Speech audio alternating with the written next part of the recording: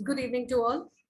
I think Mr. Meru had explicitly gone into every detail of what NEP 2020 means and what is it that we can do in terms of implementing NEP 2020 to the best of our abilities.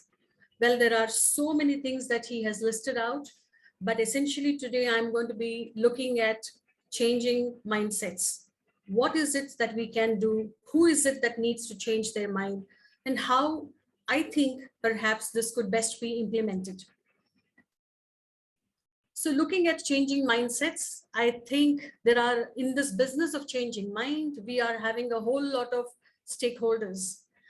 We have the professional community, the entire set of professions that are existent in our nation, inside, outside the country, every one of them, management community of every school, school owners, people who own chains of schools, community or otherwise even the government aided schools, the government run schools, all of them would come under the same community of school principals, the school principals in terms of what should be their mindset to be implementing the best practices of NEP 2020, the facilitators community, what are we expecting the teaching faculty to be imbibing and ensuring that the NEP 2020 is executed well, the parent community, their role in terms of parents, how their mindset needs to change to adopt to this NEP 2020, and of course, the student community.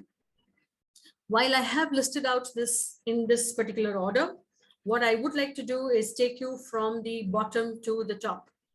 So when you look at the student community, how is the role of the student changing from what the student was all these years to what the student should be? If that mindset can be changed, what are the things that we would like to change? First and foremost, responsibility of a learner. I think it is high time that the schools brought in this realization to the student community that the learning or the responsibility of learning lies with them. It doesn't lie with their parents. It doesn't lie with just the institution or the organization or the school that they are going to. Essentially, the want to learn and the need to learn should satisfy one and only one person, and that responsibility should be the responsibility of the learner. So how quickly we can transfer this responsibility to the learner is something that we should be looking at. Second, drive self-learning skills. So in a world today where we have just encountered a huge pandemic, we realize the importance of self-learning. In many words, self-learning also leads to research skills, the ability to learn by yourself, learn what you want to, learn what interests you, learn in the direction where lies your aptitude. I think this becomes extremely important for the student to know. And are we preparing our children for those? Or are we still restricting them, saying you need to learn everything that is being specified and you need to learn all the subjects, all the languages, all these specific skill sets? What is it that we want them to learn? Identifying their individual strengths becomes of paramount importance out here, where you're talking about driving self-learning skills. Let me go back. The next would be, of course, rigorous reading skills. I think even in the last presentation where we spoke about, we cannot forget the fundamental reading skills and the comprehension skills which are important for a child to become a self-learner. So is the child willing to go through rigorous reading skills? Are we allowing or giving the scope for the child to have immense comprehension skills so that he or she becomes a self-learner, so that he or she is able to research, he or she is able to take up the responsibility of learning on their shoulders? So that is how important reading skills are. So rigorous reading skills would be of great importance to the child. Number 4, introduce and highlight the importance of command words. We spoke in detail about the Bloom's taxonomy. We spoke about the different command words associated in Bloom's taxonomy at various levels of learning. So when the child is going to go through the levels of learning to be a self-learner, does the child know what these command words mean? Typically, it so happens that people in the education sector, they are able to comprehend what the command words are. They're essentially the actionable verbs which we are using to frame our learning objectives and the learning outcomes. So they understand what it is. They understand it when they are framing the question papers for this, or the assessment sheets for the children, or assessment activities or projects for the child. But does the child know what he or she is supposed to do when they encounter a specific command word? So how well versed are they with these command words? So we need to ensure that in the new framework of the mind, the child is absolutely comfortable with all the command words. Indulge in showcasing self-learning and peer learning skills. The student community will have to be brought to a level where they visibly show or indulge into self-learning. They are visibly indulging in peer learning. So the two key things over here is to be able to introduce self-learning and peer learning skills among students. Now, just making them do something on their own and just making another peer try and teach them, it doesn't end there. Along with it is also the assessments that one has to be conducting. The student should be able to conduct a self-assessment, self-evaluation, should be able to do a peer assessment and a peer evaluation.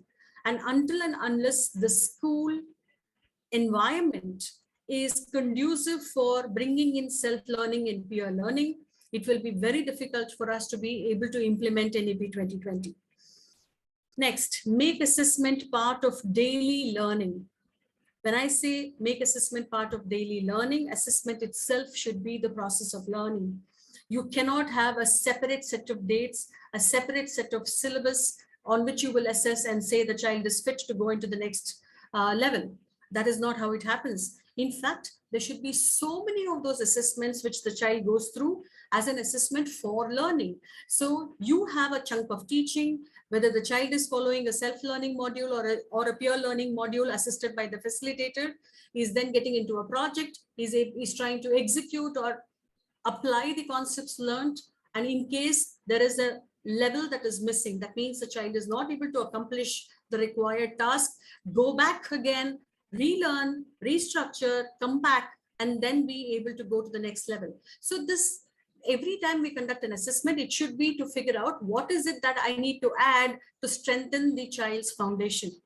And this has to be well received by the child.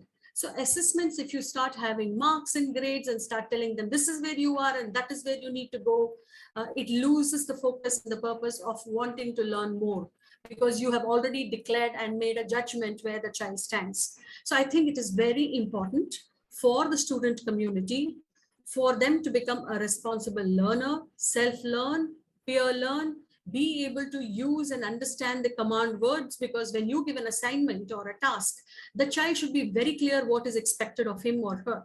So until all of this happens in their mindset, within the student community, to be able to implement the guidelines and the framework of NEP 2020, according to me, could be a little difficult.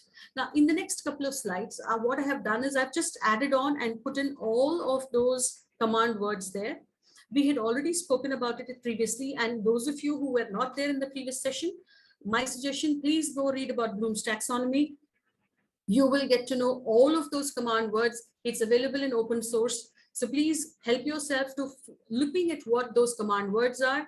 You should be familiar with it, and your children should be familiar with it, and you'll have to find a way to ensure that children are familiar with it. So these are the ones when you are testing them at knowledge-based level, which is the lowermost level. These are some of the command words that the students would be expected, because this is exactly what you would be using to assess the child. So the child should know what those command words are. In the area of understanding, what are the ones? In the area of application, when you're trying to decipher whether the child has got analytical skills, what are the things that you would be using there? Going ahead, analyze, evaluate, and create.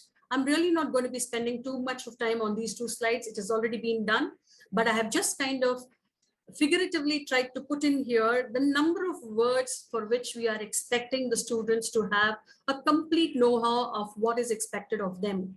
Most of the time, children are not able to express because they don't understand what is being asked. Second, they're not able to comprehend what is being written there.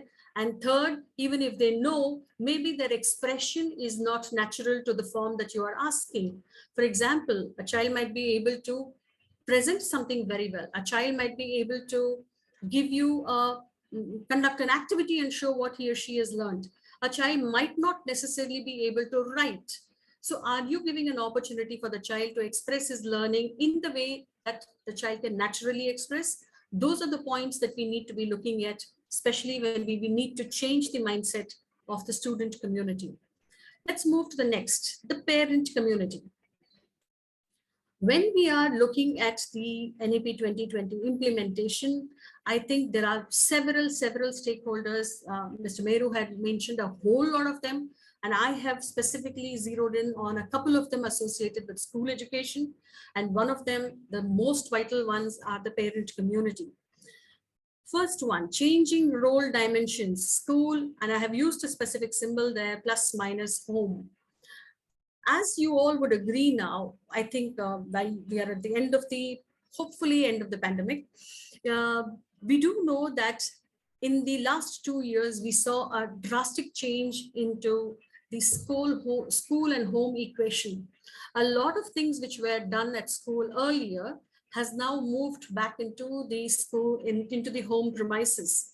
And we have oriented our parents to take care of their children in a specific way. We gave them guidelines in terms of what and where they can assist them, assuming that not everybody is in the same level of imparting that kind of support to their child. Now, here it becomes very important that schools are able to bring in their year-end expectations, share it with their parent community to tell them, look, this is where your child has to be by the end of, let's say, grade 3. And at the end of grade 3, if this is where the child has to be with regard to mathematics, and let's say with regard to your language, English, Hindi, Kannada, whatever be the language, then what is it that we are doing at school, and what is the missing gap that the child is not able to accommodate? Now, please be there for the child, because this is a new system. And if it's a digital media, this is what we need to do. So we've all gone through this process of ensuring that we are hand-holding the parents, and we are also able to tell them that this is how much the school can do now, and this is how much is expected of you at home. So that is why this plus minus, because there is a shift in what is happening, what the school can do, what the home can do. And actually, when the NEP 2020 gets completely implemented, how much the child is expected to rise and do by himself. All these three components become very, very important, and the parent community has to be oriented and spoken to about this changing and shift in the gamut of activities that is expected by them at home. So it shouldn't come as a shock. Oh my God, this is what I'm expected to do as a parent at home. I have to do it in school as a teacher. Now I have to come home and do it as a parent. Well, I think for those of you who are there in both the places, this is the real truth, because a lot of things are going to shift. Now, this is the process of shift that is happening. Eventually, when the shift completes, then the child is able to be on his or herself. They will be able to do most of the things on their own. But until then, this understanding between the parent community and the school is a must. And it has to be a complete hand-in-hand kind of a relationship. Family responsibilities. Obviously, it is an outcome of the point number one. The family responsibilities would definitely change. There would be a huge difference in terms of how the family will have to come in terms of how the child is preparing himself to become a self-learner. So the role of the parent cannot be denied. So the first and foremost would be that parents stop offering things in a platter to the child. School should stop offering things in a platter. Let the child learn to come and learn to receive what he or she wants. Let them at least ask for what they want. I think that is one of the things that we should do in terms of changing the mindset, and trying to be too overprotective of the child in terms of all the goods that the child is supposed to be knowing is definitely not going to be productive in the long run. Family structure. I think this is also, like, I agree with Mr. Meru when he said, we need a couple of things to thank the COVID for. One of the things is change in family structure. I think most adults, when I say adults, I mean the parents at home, would now realize the importance of having the other adults at home. I'm talking about the grandparents at home. There is a definite restructuring of family that would happen in the years to come by. We will perhaps start moving from unit families to perhaps joint families, and whichever way things can be accommodated. But sooner or later, these changes are going to happen, because you cannot deny the role that a grandparent can play in terms of how the child learns. And for the child to be a self-learner, the initial set of guidance, especially in families where both parents are working, you cannot deny the role that a grandparent can play in terms of supporting the child. Now, many of them might have this, that how can, it's all technology oriented and grandparents are nowhere near it. Well, I think unless you try it, you're not in a position to say that it doesn't work. But definitely this is something that is going to change, and we will perhaps get back the glory of joint families soon. Cohesiveness in terms of the entire parent community. How are we working, or kind of, if you're looking at these different communities that are listed out, how is each one of them converging to ensure that this NEP 2020 works? So if it has to be a progressive mind, if it has to be a progressive growth for the entire community, then all of us have to, instead of falling apart and going in different directions, need to converge our thought processes and make it happen. Until all these minds come together, it would be very difficult for it to have a smooth transition or smooth application of NEP 2020 in the entire nation. We cannot forget the first changing role dimensions of the school and home. And the more prepared the parents are, the better they accept, and the easier the journey becomes for all school communities and learning platforms. Facilitator community. This is one community perhaps that kind of takes in the most of all the changes that are there, because like many people say, it's a bright idea in the mind, it's a brilliant idea on the paper, but it is the most difficult idea to execute it, and the facilitator community is the one that's executing it. So what are the things in terms of mindset changes that we are looking in the facilitator community? First, leave the driver's seat. Most of the school classroom organization, or a relation between a facilitator and a teacher, generally is led by the facilitator. Facilitator becomes the engine of that entire journey of learning and drives the entire program through saying, this is what you do, this is how we do, this is what I want you to do, this is what I want you to bring, these are the things that you will do. So this teacher-aided stroke facilitator-aided learning is constantly happening, because the driver's seat is predominantly occupied by the facilitator in most of the schools across our country. We will have to slowly find a way to shift and allow the student to come and take their seat and drive their journey themselves. So that's going to be very, very important. And this shift in mindset has to be acceptable for educationists and academicians and facilitators and teachers, whatever you want to call them. I think this shift is something that they have to accept and allow.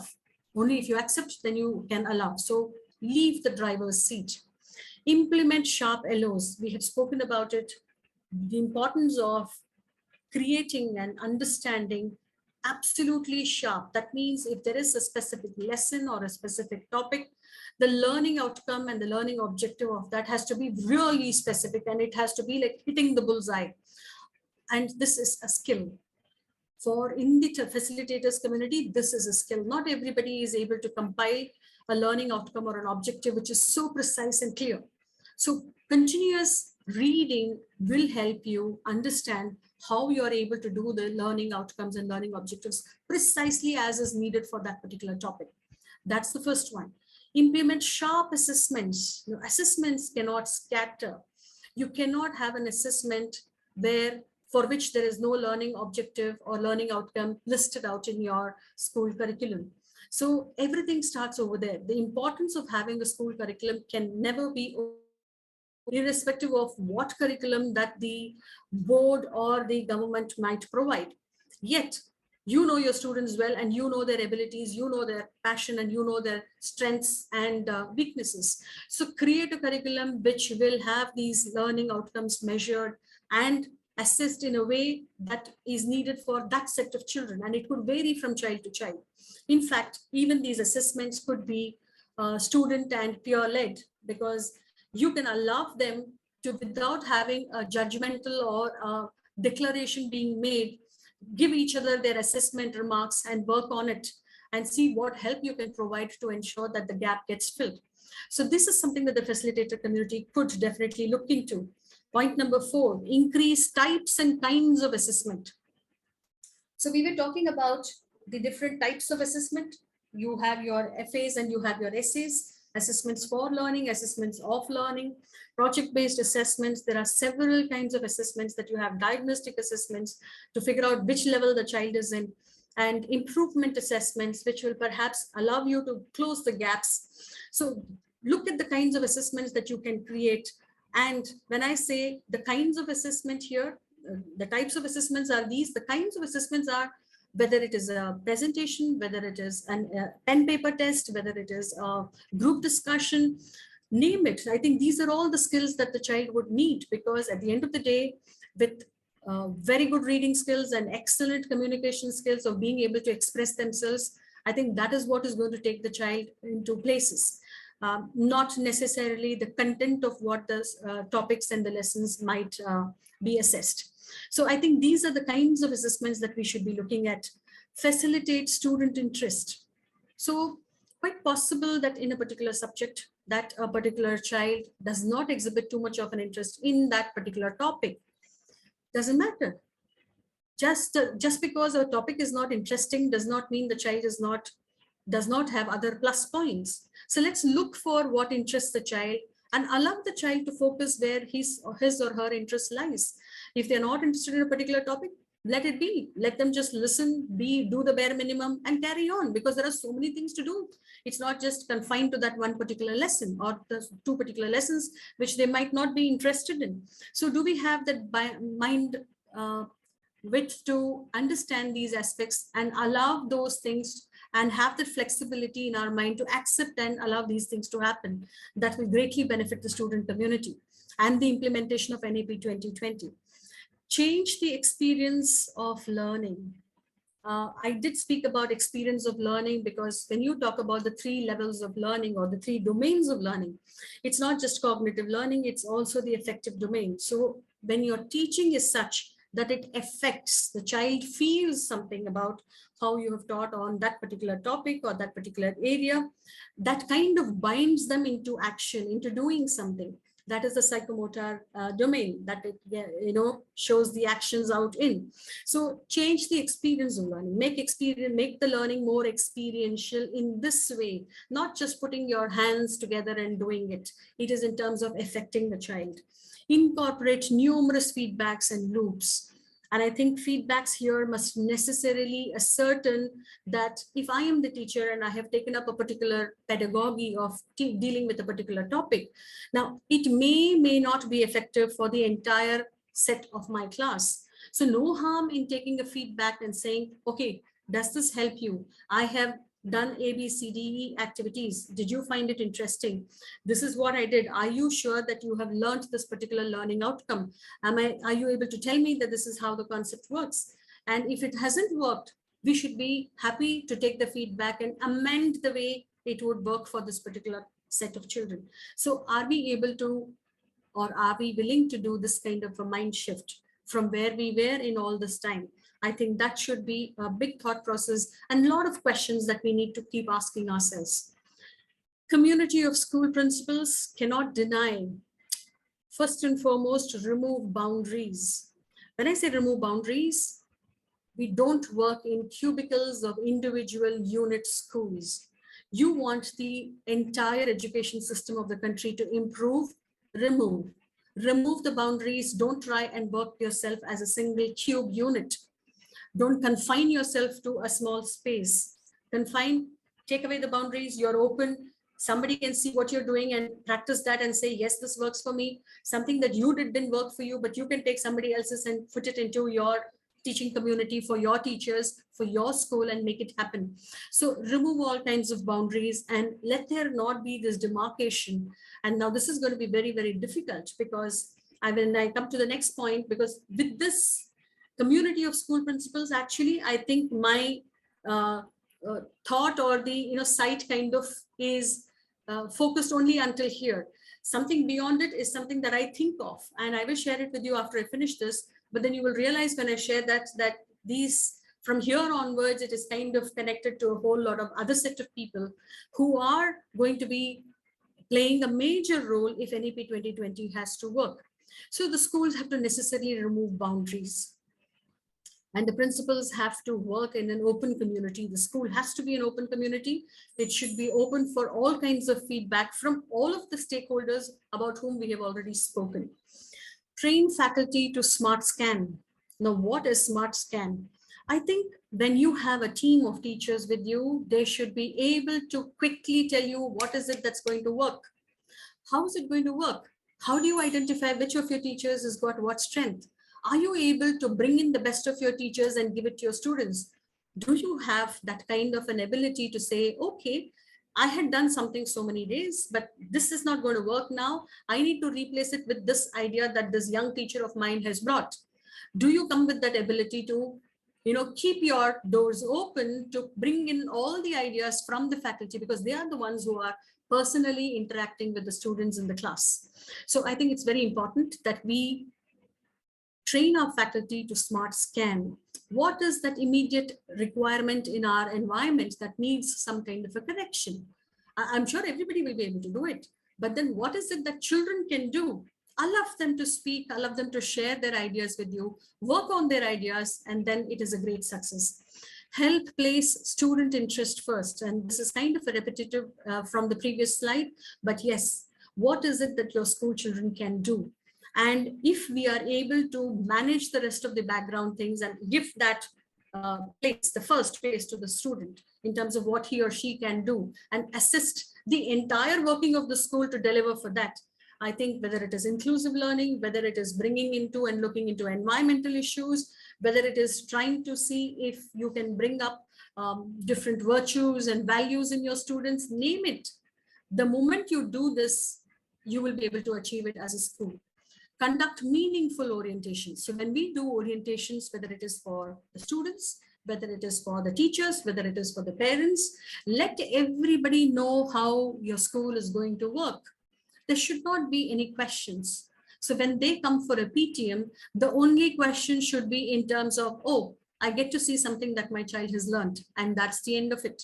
I don't think there should be any further discussion on anything else at all. So that is how the community of principals can change their mindset rather than getting focused into the smaller nitty-gritties, which actually have no value in this journey. Do away with all of those and take your picture and your concentration to the larger things and take it going from there. So we have the community of principals, and then we have the management community. I have put it as management communities. There are many managements where the principal herself is part of the management community, or he or she owns the school themselves. Now, there are these things that they can do. Now, as I said, till the last slide, I had pretty much clarity in terms of what are all the things that will aid. From here on, I guess these things will benefit. Provision of resources.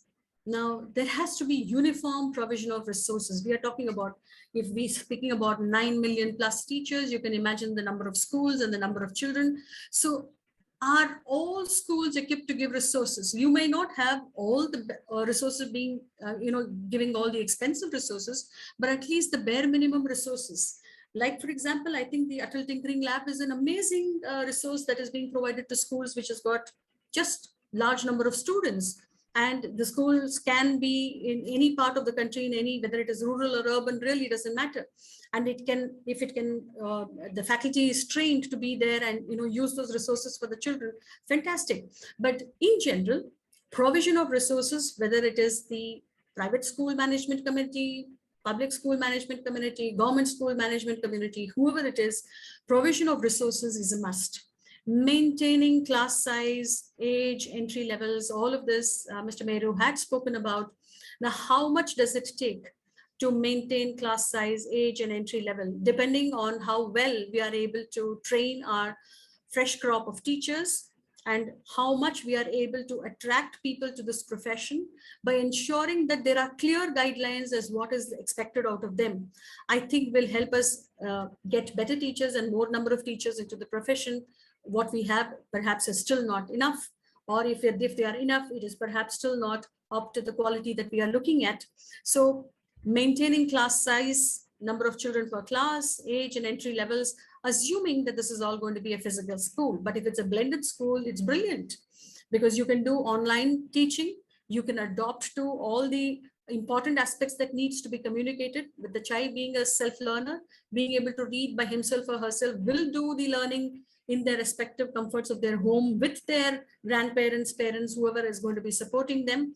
And they come into the social community for their social activities and for any other team stroke leadership roles and skills that they may have to develop. Adopt best practices for faculty's well-being. So this also keeps changing, and I'm sure every person on this platform, if they are an educator, would have gone through this process during the pandemic. They not only had to look after their own children, they had to look after these children of their school, and perhaps also help if they had more than one children, then one child, then of course they had to look after all of them, and of course the regular running of their family. So, and you will be surprised to know that yesterday I attended one conference. This is the London International Conference on Education, and it is the same topic being discussed there. And I cannot stop myself, and I'm sure everybody knows this, that you cannot ignore yourself, irrespective of the situation that you are in. You will have to devote time for the well-being of your own self. Similarly, I think as the head of the institution, if you're owning a school or as a part of the management community, I think one of the paramount interests for any new thing to be brought in and worked out effectively and positively and productively should be something that involves the well-being of the faculty. Be involved and invest in outsourced training.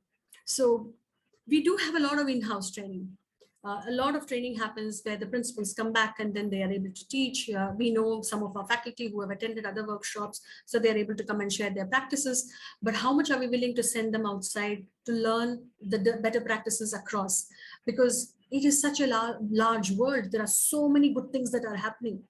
Not necessarily we'll be able to implement all of it for the environment of our school, but definitely if we are careful, we should be able to do maximum in terms of being trained outside, because the more you train, the more power you give to your wings and of your faculty, and the better your school performs.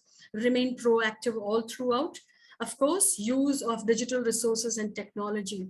This has to be blended in because as time goes by, blended learning and learning by oneself and learning in the comforts of the home are perhaps going to become the new reality. And then NEP 2020, the framework guidelines are going to be extremely important and useful to us because it is structured for any kind of a possibility, and we will be successful if we are proactive and we are able to look at the near future closely and do something quickly. Of course, we forgot about the bridge, and this very briefly, Mr. Meru had also touched curriculum. We are talking about all these people in the community who would perhaps need a change in mindset. We have to also have the people who are developing the curriculum being present over there with their mind completely open, in the sense that today, if they are going to receive an input in terms of something that is beneficial, should be able to put it and incorporate it into the curriculum instantly. That is how alert this particular department, whether it is your own individual department, whether it is the department of the country at large, or of the board. I wouldn't know who. In fact, I would say all of them. No, nothing wrong if you are able to envisage something and put it down into your curriculum so that it benefits the entire student community at large. Professionals, I have written it as professionals community because at the national level, I believe that we need to, as a country, have an academic think tank.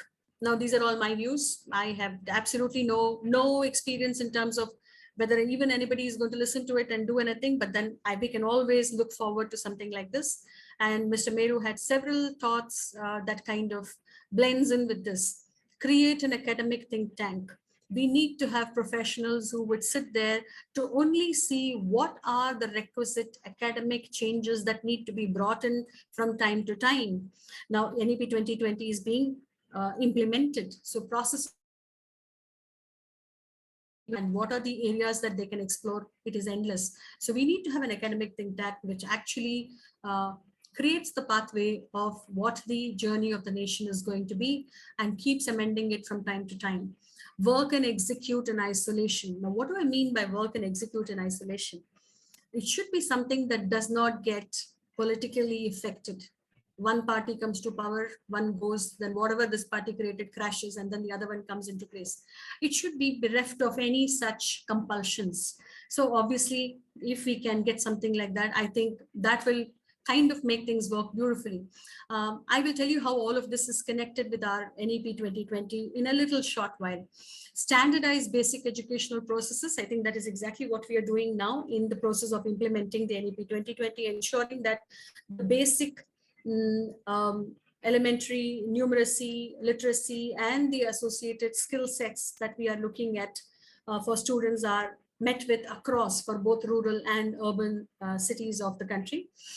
Provide time, space, and scope for high school interns. So have, especially for the children of grade 9 to 12. Of course, from grade 6, we have started with the creative subjects, creative skill subjects, but from 9 to 12, let the professional community of the entire nation be open to school students coming into their areas of work, and they are able to, I will just take 2 minutes and finish with this, Diksha. So are able to come and able to contribute towards, our children are allowed into their premises, they are able to see what kind of work they do, they are able to make up their mind in terms of the subjects that they may wish to pursue after their 12th. And so this scope should be allowed for the high school interns in terms of giving them the time, giving them the space, explaining things to them, allowing them to get an experience and feel of what each of the new workspace is. Because something that new that is going to come, you cannot obviously give workspace for that, but what is existing, you can give them an idea of what it is. Contribute towards innovations and discoveries. So when we do this, follow the NEP 2020, which talks about creating this kind of a space, create and expose children to different kinds of skill sets. We are allowing them, with the help of course, the professional community, to innovate and discover new things. And that perhaps will also lead into innovating and discovering the new professional jobs that we are looking at. So that is how when we look at this entire set of things, when we walk through the student, parent, facilitator community, school owners, and all the professions included, the nation is strengthened and we are able to implement the NEP 2020 successfully. Thank you so much. Thank you very much, Roopa ma'am. It was very insightful.